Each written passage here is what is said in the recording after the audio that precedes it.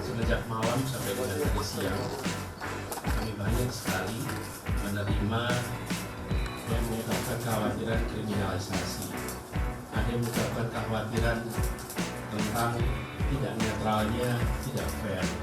Partai-partai yang dapat perlakuan tidak fair. Calon-calon merespon pemberitaan yang mengungkapkan bahwa Presiden mengambil sikap untuk tidak akan bersikap tidak netral dan akan cawe-cawe.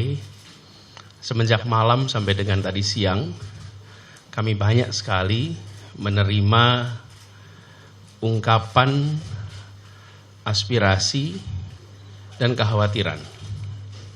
Ada yang mengungkapkan kekhawatiran penjegalan, ada yang mengungkapkan kekhawatiran kriminalisasi, ada yang mengungkapkan kekhawatiran tentang tidak netralnya penyelenggaraan pemilu. Ada kekhawatiran tentang caleg-caleg yang mungkin dapat perlakuan tidak fair. Partai-partai yang dapat perlakuan tidak fair. Calon-calon presiden yang dapat perlakuan tidak fair.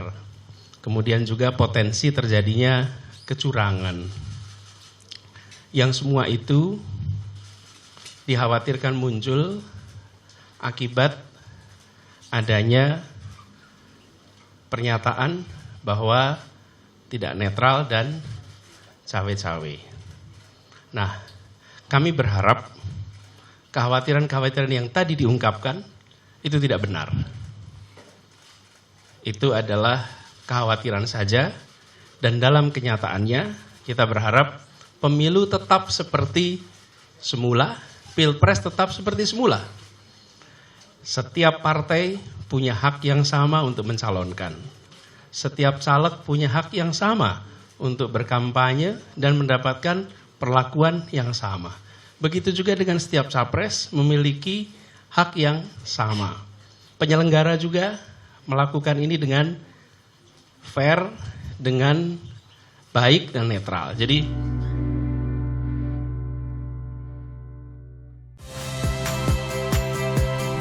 saya Liviana Cerlisa. Saksikan program-program Kompas TV di siaran digital, pay TV, dan media streaming lainnya. Kompas TV, independen, terpercaya.